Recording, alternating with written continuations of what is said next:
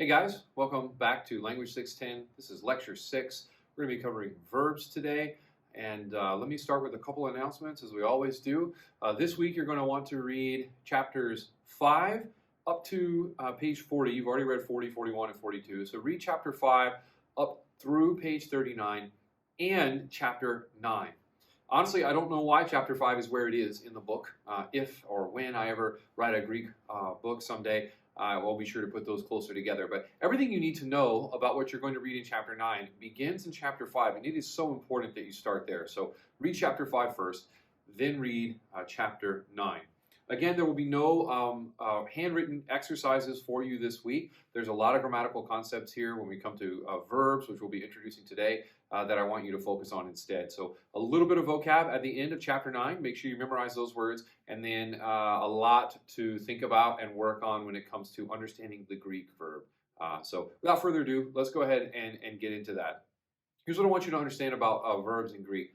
Verbs in Greek have a lot in common with English verbs. But because Greek is an inflected language, verbs in Greek, on the surface, at least to non-native speakers, are a lot more complex. Now, that complexity is a challenge. It's a little bit of a trick when you're first learning Greek, but it's actually a help to us when we are translating it in the New Testament, for example, because Greek verbs have a much higher degree of specificity, which they communicate to us through changes in its form, whether it's something changed at the beginning or the middle or the end of the word. Just as we saw nominals changing their case endings to tell us how they're being used in the sentence, so it is with Greek verbs. They change different parts of the verb in order to communicate to you a different kind of action or different time period when the action was taking place.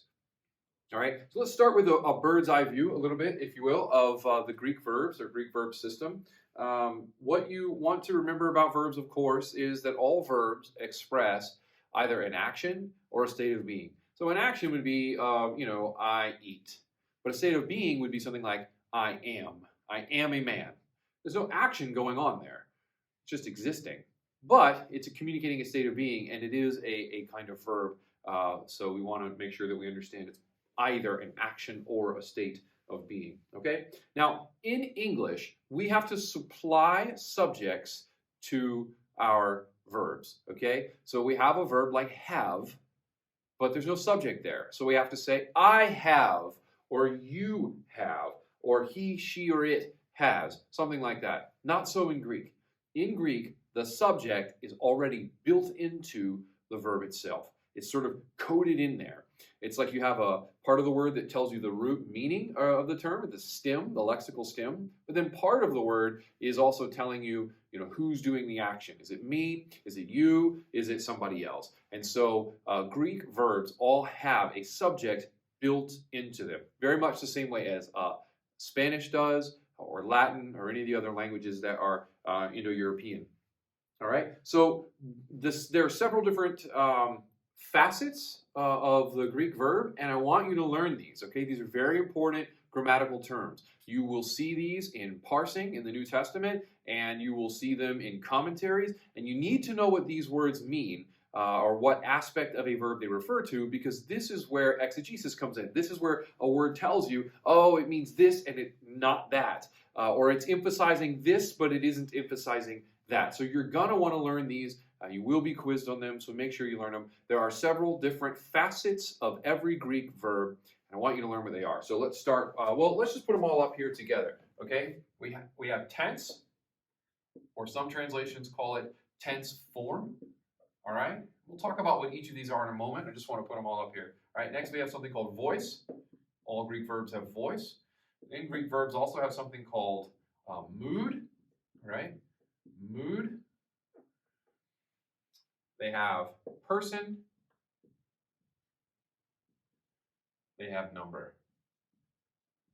All right, tense, voice, mood, person, and number. You may remember these with the acronym TV makes people nuts. All right, TV makes people nuts. It's an old acronym I learned from my Greek professor back before smartphones existed, long before smartphones existed. It's still true. Netflix can make people nuts. So TV makes people nuts. Tense, voice, mood, person, number. Let's quickly run through what these are. We will talk about some of them more later, but I want to do it starting with the two that you're already familiar with and working backwards. Remember, all nouns have gender, number, and case, and pronouns came in first, second, third person. So you've already encountered both of these ideas, which means they're not going to be hard for you to learn. Okay? Number in Greek is singular or plural. It's just that simple. Every verb has an ending that lets you know whether the subject of the verb is singular or is it plural. Is it I, you, singular, or he, she, or it doing the action? Or is it we, plural, which is plural, you, plural, y'all, or they, plural? So every ending encoded into the verb will have a singular or plural ending. Similarly, when it comes to person, it'll either be first, second, or third person. Remember, first person is I, second person is you, third person is he, she, it, or they. Okay? So here's how it works. Let me just kind of give you an example here. Take the Greek word lego, all right? Lego means I speak or I say. The reason I know that it's I speak or I say is because of this ending right here. So the actual root of the word, the lexical stem, is this, le, right? Le, all right? So lego means I speak, but watch what happens. If you change the ending to something like this, legomen, right? That doesn't mean I speak. It still deals with speaking, right? You see your lexical root here, but the ending has changed. It's no longer I speak, it's we speak. We. So lego is I, and then legomen is we. We speak. And that's how it works in Greek. You can think of it, if it helps you, almost like train cars, box cars on a train, all right? You have your lexical stem, but you can add more box cars to it. This might be the ending that tells you how many, the person or the number, but you can also have prefixes over here that tell you the verb is taking place in the past, perhaps, or you can have one that pops in here that tells you it's taking place in the future, even another one over here that tells you what voice the verb is. So it's very much like box cars on a train, and verbs, the Greek verbs can add or subtract or move around or change the color of, if you want to think of it like that, the box cars to communicate changes in meaning. All right? It's very tricky to learn all of these through memorization. So the good news for you is you're just trying to familiarize yourself with what these words refer to, with what they mean. So number, singular, plural, person, first, second, or third. It's I, you, or he, she, it, or they. Next comes mood. Mood is very important. Mood has, of course, nothing to do with how you feel about a verb and its action. Rather, it indicates the specific relationship of that verb to what you're trying to say in reality. So the moods in Greek, there are 4 of them. One of them is the indicative mood. It indicates something about reality. You know, you might just make a declarative statement. You might say, I am going to the store. There's nothing for you to do. I'm just telling you what I'm about to do. I'm going to the store. Or you could ask a question in the indicative mood in Greek. Will you go to the store? It's a request, but I'm asking you to do it through the indicative mood. All right, so indicative mood is one of the moods in Greek. Another mood is the imperative mood, which we have in English as well. We have the indicative in English. We also have the imperative. The imperative mood is a command, right? Thou shalt not kill is how we would have said it in Old English. Now we would just say, do not kill, all right? So imperative mood equals command. You can remember that because you are, if you were the imperial commander, you're commanding somebody to do something. That's the imperative mood. Third is, I should be writing these down, huh? Indicative mood, right? That indicates something about reality. There's the imperative mood, which commands, the mood of command. Third is the subjunctive mood, all right? We have the subjunctive mood in English. We just don't use it very often. But when we do use it, we actually change the form of the verb to indicate that something's a subjunctive mood. Subjunctive mood indicates something like hypothetical or conditional reality. So there's that Christmas hymn that we sing, O come, Emmanuel, right?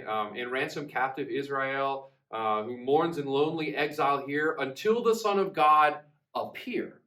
Not appears, Look up the lyrics. The original is appear. A lot of your tech guys, your sound guys might add an S to it, assuming it's some kind of a typo, but it's not. It's actually the subjunctive mood in English. Until the Son of God appear. The idea is, unless and until he does, then everything we're talking about is still happening. We're still waiting for it to occur. That's the subjunctive mood. You also see it in English when someone says, if I were.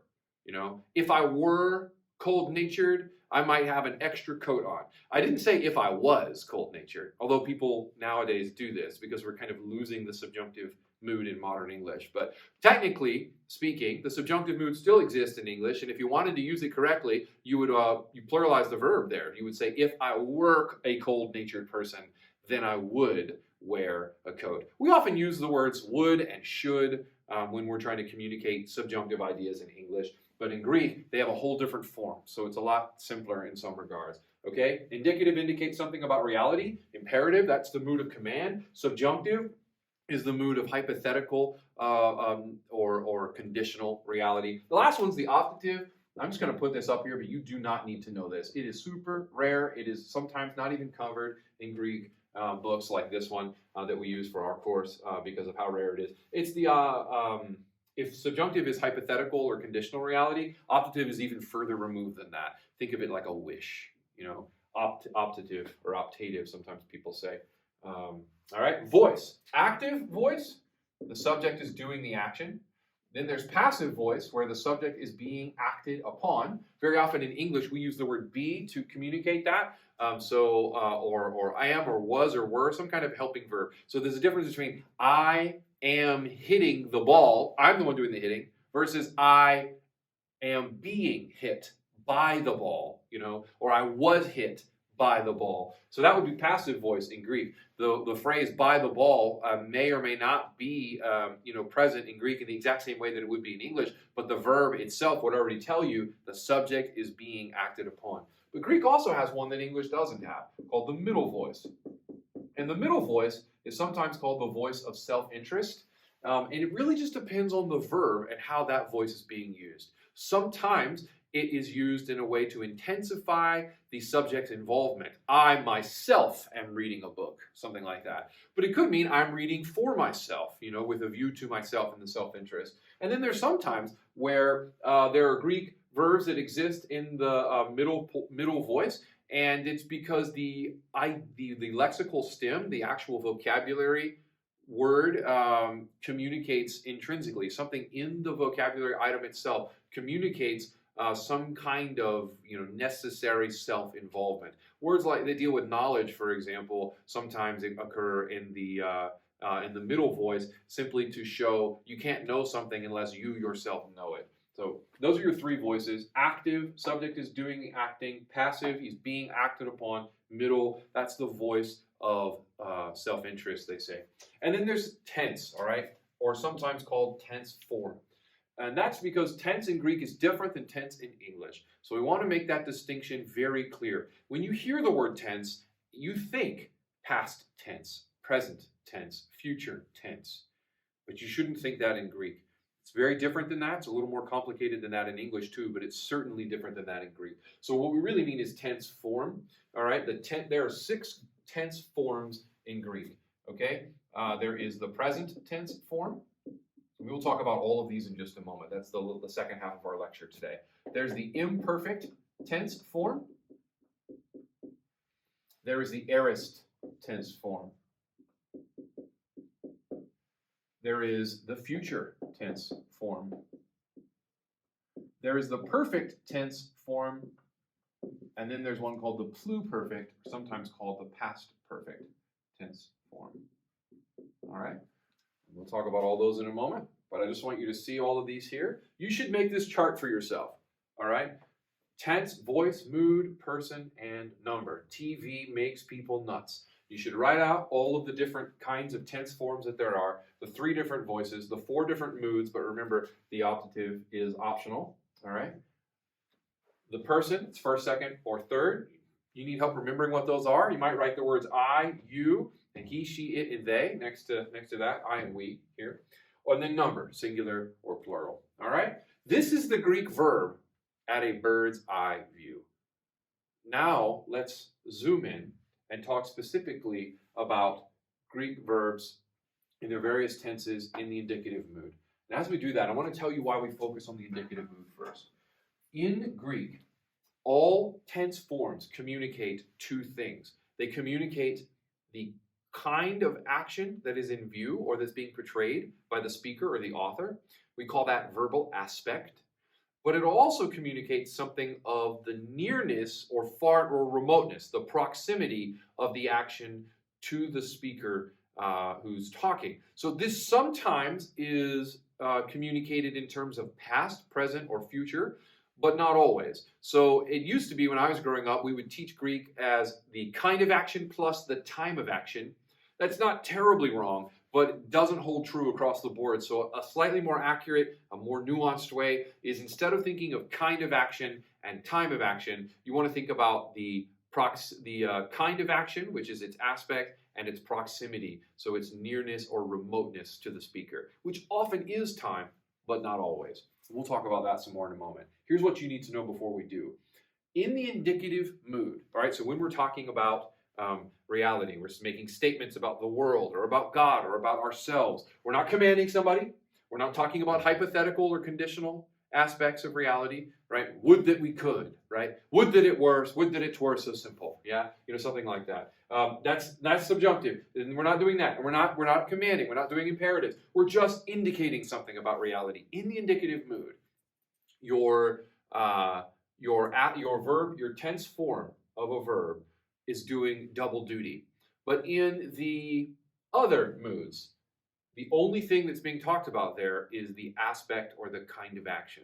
There isn't really any implication as far as the nearness or remoteness of a verbal proximity. So we'll talk about that more when we get to imperatives and subjunctives and so on. I just want you to explain why chapter 9 constantly talks about the present indicative or the future indicative or something like that. What they're doing is they're showing you how in the indicative mood, the mood sometimes is called of reality, these verb tense forms are doing double duty. They're communicating two things at once. All right, so let's zoom in on indicative verbs, and we'll talk about those together. And the way that we're going to do that is we're going to talk at length about those 6 tense forms and what they do. So one of the things that you'll find in the book is a chart that needs to be updated. So I'm going to give you an updated form of it. But before we do that, you have to talk about those two, the double duty of tense forms for Greek verbs, all right? So remember that a tense form in Greek communicates two things, all right? The first thing it communicates is the kind of action.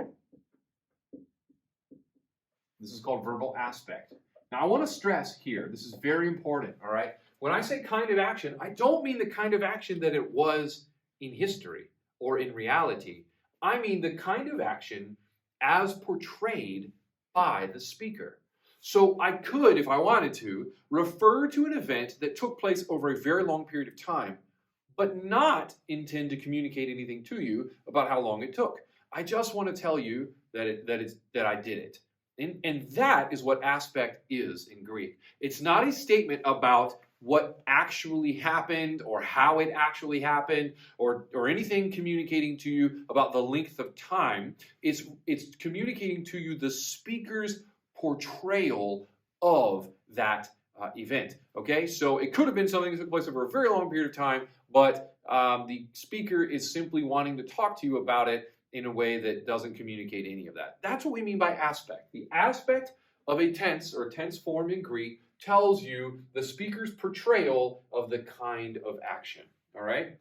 There are 3 aspects that you want to learn in Greek. And here's where we get a little bit of bad news. The author is a little bit idiosyncratic here in the language that he uses to talk about aspects.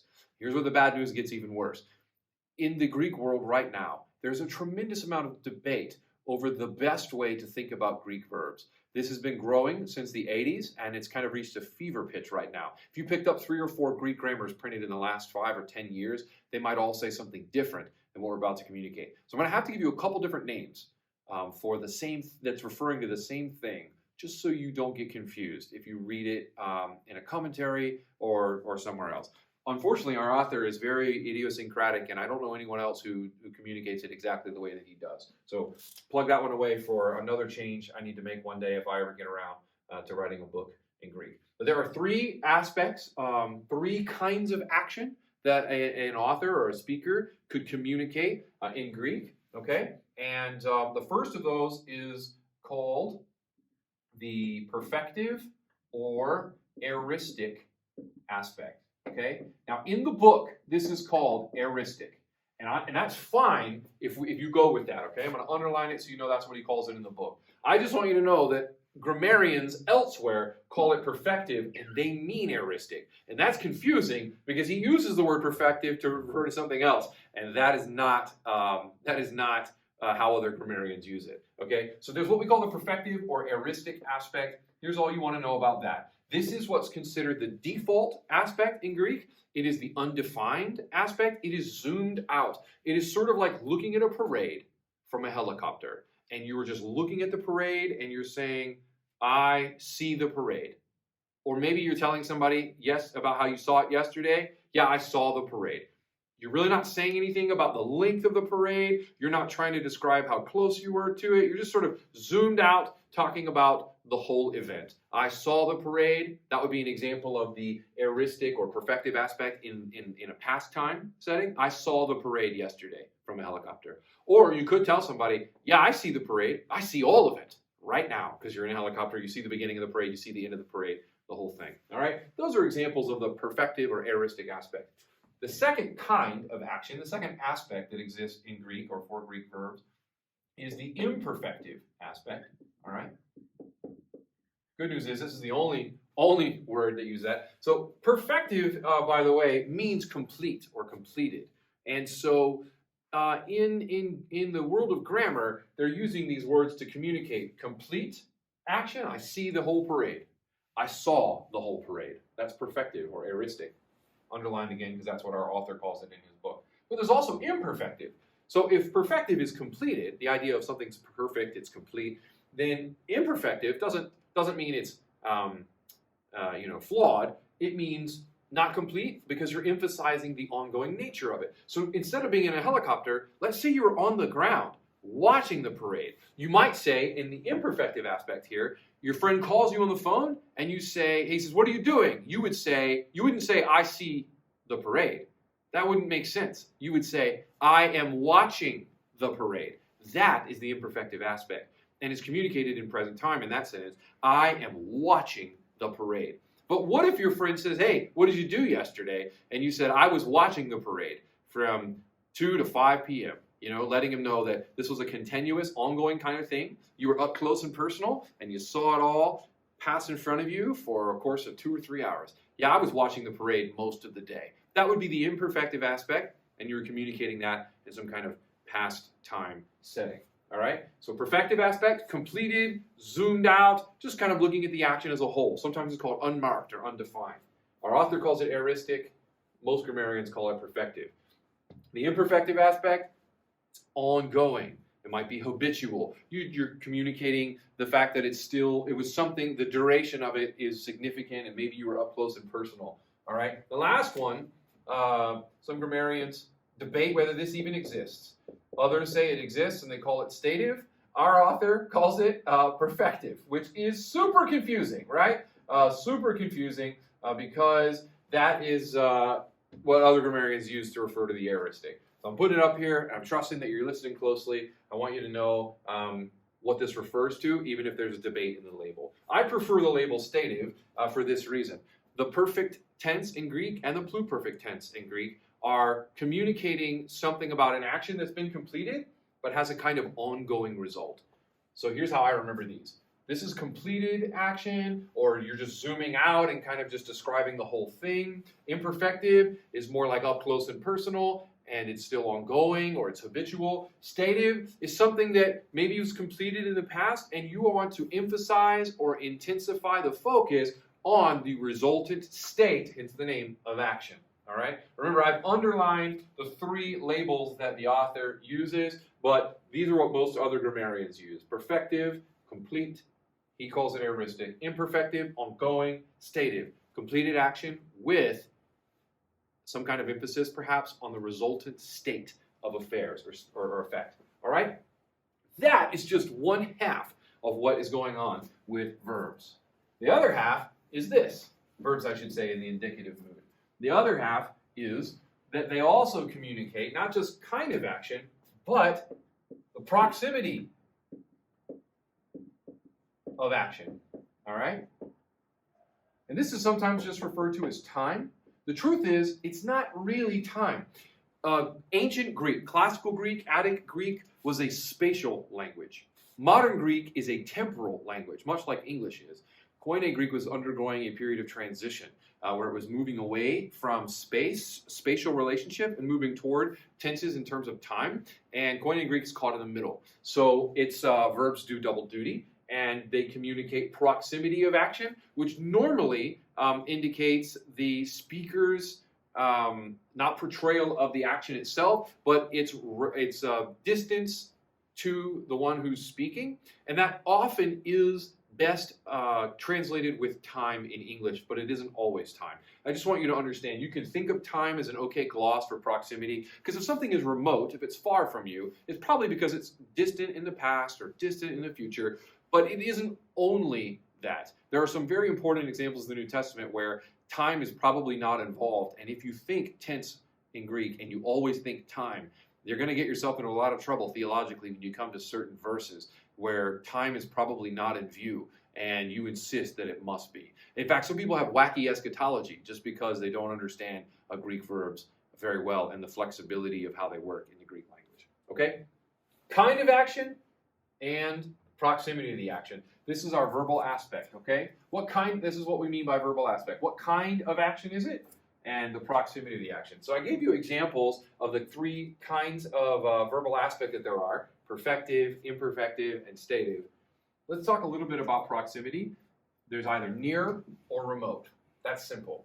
Something's either near to the speaker or remote, distant from the speaker. Okay? So here's what I want to do now. I want to you pause it, take a break, come back. What we're going to do is fill in a chart together to kind of get a glimpse of what it would look like to put both of those elements together, to mix and match them, almost like you mix and match different colors, and watch what happens when you use one kind of action with a different level of remoteness or nearness. All right, so give me just a moment to write this up, and then we'll be right back. All right, with the magic of editing, I'm back. Here's what I need you to do. It's your turn to take a break. Hit pause on the video and create the following chart. You're going to need 1, 2, 3, 4 boxes down and 7 boxes of cross. And in the leftmost column, write tense form, aspect, proximity, and then approximate translation, or you can just say translation if you want. Then, across the top line, you need present, that's the present tense form, and then imperfect, that's the imperfect tense form, aorist, future, perfect, and pluperfect. You don't need to alternate colors unless you want to. I've done that just so you can keep them straight as you're watching. Here's what we're going to do. We're going to show you how the present tense form communicates something in the indicative mood about the aspect and the proximity of the Greek verb, and then show you what that looks like to give you an English example so that this is a little less abstract for us, okay? In Greek, a present indicative verb communicates the imperfective aspect, right? So some kind of ongoing action is typically what's going on here, but it does it with near proximity, and the translation in English would be something like I kick, or sometimes can be I am kicking. You get a little bit more of the imperfective flavor in that second one, the ongoing action. You get some of that there with the I kick. The idea is maybe I'm telling you I habitually kick, or I might even be kicking it right now, and I kick the ball. The idea is it's right here, but the I am kicking really helps you see the imperfective aspect that's often involved in the present tense. All right, so present tense verb in the indicative mood of Greek has an imperfective aspect, so ongoing action with a near proximity, so I kick or I am kicking. Okay, imperfect. The imperfect also has the imperfective aspect, as its name suggests. Okay, imperfective aspect, but it's remote action, which means you're not kicking it now, or at least from the point of view of the speaker, he's not involved in kicking it now. This is closer to how we would say something like, I was kicking. Was kicking. So your friend calls, what are you doing right now? I am kicking a ball around in the backyard. That's a present Greek verb, would be something like that. But if he said, what were you doing all day yesterday? Well, I was kicking the ball. I was doing what I always do, right? Ongoing kind of action. I was doing it over a long period of time, but it's a little more remote from the perspective of the current speaker, okay? So again, you can think of near and remote in terms of time, if that helps you. So near would be close to what we mean by present time. Remote would be closer to what we mean by past time. It isn't always time, but a lot of times it is, okay? So what about the aorist tense? An aorist Greek verb is the perfective aspect, as grammarians call it, or I'm going to put here what our author calls it in parentheses. All right, he calls it the aoristic aspect, and some grammarians do that, but pretty much only in Greek. It's strange. Perfective aspect is something that exists across all languages, so I don't know why Greek grammarians went out on a limb and tried to rename this one. But the idea is, again, some kind of action that you're zoomed out and looking at as a whole. So again, you already may have guessed this. There's remoteness in this action, in the aoristic kind of verb.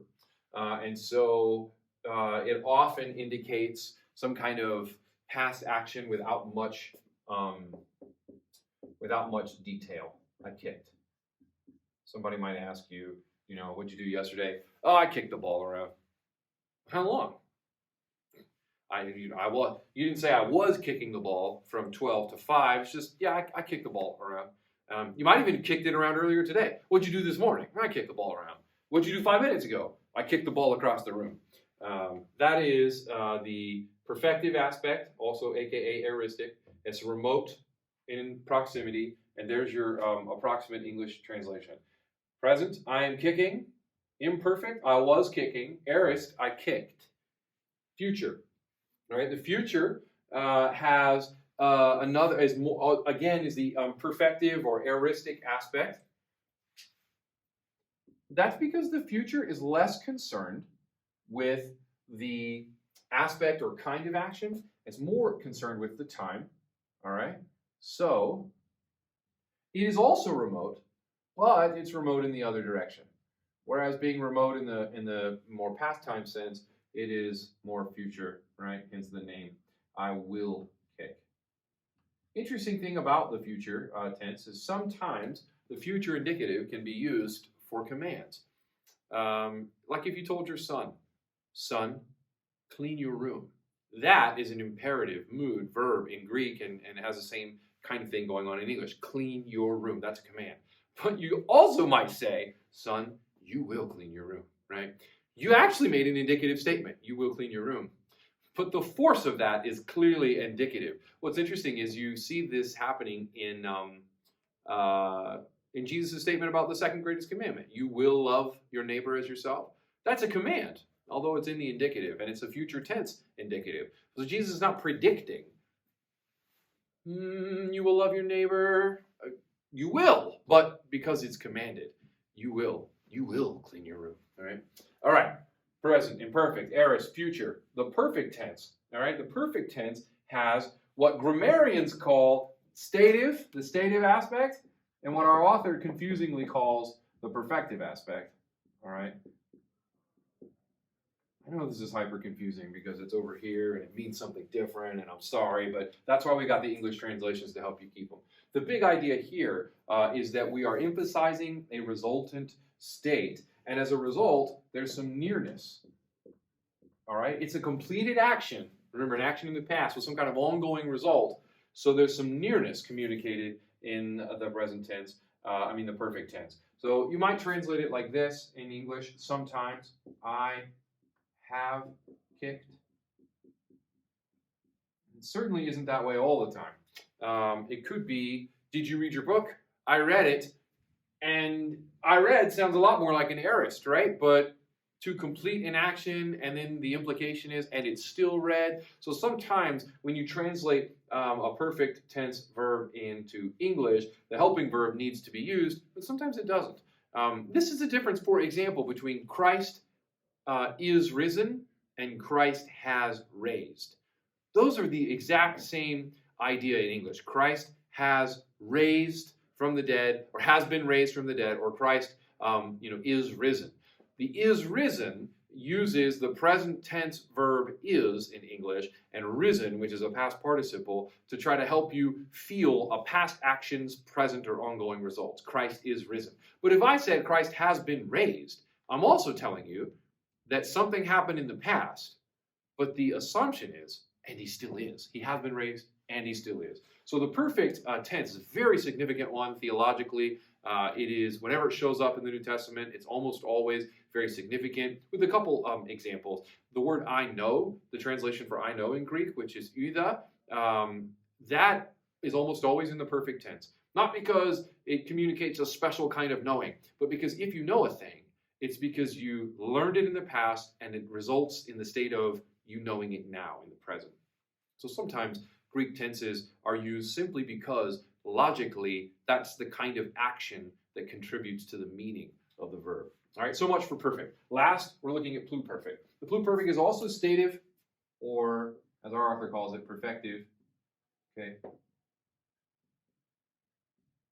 But unlike the perfect tense, it's more remote in its proximity, which means you wouldn't translate it, I have kicked, but I had kicked. I had kicked. Idea here is that the completion of the action is more in the past, and so it isn't trying to say that maybe the state doesn't exist anymore. It's like not saying I had kicked the ball, but then you moved it. You could use the pluperfect that way, but more often it's referring to the kind of action that would be stated in a perfect tense, but taking place in a historical narrative. For example, if I said the Jews had decided to kill Jesus by this point in his ministry, that would be the pluperfect tense form verb, and it would be letting you know, hey, these guys made this decision in the past. It's remote, and it had this resultant state of action that they were going to move forward with their plan. But that resultant state of action is also remote. It's not that they had decided that and they're still deciding it today. It's that they decided it a long time ago and the resultant state of action was also remote as well. All right? So stretch it out. Look at it all. This is the bird's eye view of the Greek verb in the indicative mood. These 6 tenses help you get a feel for the various ways that the Greek verb can communicate its meaning, its aspect, and its proximity. Don't get too overwhelmed by this. We do all of this in English as well. We just do it in different ways. And so we use a lot of helping verbs in English. That's why you see I am kicking, I was kicking, I kicked, I will kick, I have kicked, I had kicked. We do the same exact things in English. We just do it differently than the Greeks. The Greeks did it by changing out the boxcars on the inflected verb form. In English, we do it by using different helping verbs. It's just 2 ways of skinning the same cat. All right. What you need to know is that Greek is every language on the planet is able to communicate more or less every kind of action that you might want to talk about. They just have different roads of getting there. This was the Greek road.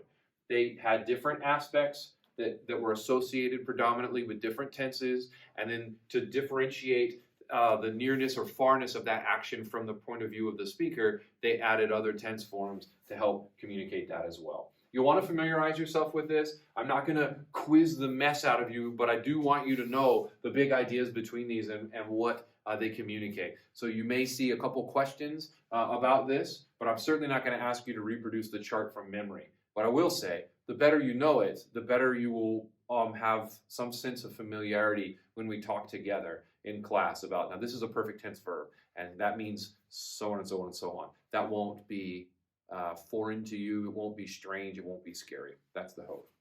All right, if you still have your books open, go to page 85. What I want you to see here is that we have a similar chart from our author, but a couple things are stated a little differently. So if you just go down that, I want you to look at the present tense real quick, the bottom of 85. Imperfective, in progress, good. Time, generally present. True, because of the nearness, okay? He tells you some common uses. This is a great category, very helpful. I didn't add it for the sake of space, but that's really good. Same thing, imperfective, great. Typically past, yes. And because of the remoteness, okay? All good so far. Aorist, remember, you want to write down next to that, perfective. That's what other grammarians call it. It does mean the same thing. Zoomed out, completed, sort of just holistic view. It is generally past in Greek, but not always. But it is that sense of remoteness, and then so on. These English translations he doesn't give you, but if you want to write those out next to it, there are pretty good glosses that will help situate you to Greek. The only thing you really need to change here, big time, is the perfective. You might want to write the word stative next to that so that you know what other grammarians are talking about when they use that instead, and you don't get confused. And then secondly, he says up close. It really is more the idea of intensification. Up close sounds too much like near and remote. That will confuse, again, sort of idiosyncratic. But instead, go over to where he says common uses. Emphasize a resultant state. That's right on the money. All right, that's very good. Okay, that's it for Greek verbs. Flip to page 86. Let's just read these Greek words together. We'll talk about verbs, how they're listed in the dictionary, and then this will be vocab that you memorize for the quiz this week. All right, the first one, agapao, right? Agapao. This is something we call a contract verb. That little alpha before the omega actually goes away when it's used in the New Testament. It's because it didn't sound good to their ears, but they still had this sort of dictionary form of the word. And you can translate that as I love or to love, might be the way you would see it in a Greek dictionary of the first century, all right? Agapao becomes just agapo in the New Testament, I love, all right? Next is akuo, that means I hear or to hear. Next is yinome. Yinome is the verb form for to be or to exist, all right? Not I am, but more like to be or become, yinome, all right? Next is a gyro, and that means to rise or to wake. So there's a lot of play on words with this word in the New Testament. When Jesus tells a little girl to wake up because it says she's sleeping, that's like a double play on words. She's actually dead and being referred to as asleep, and he's telling her to wake up, but also to rise up, and it's the same word that was used to talk about Jesus' resurrection. So there's a lot of cool things going on with this word, a gyro.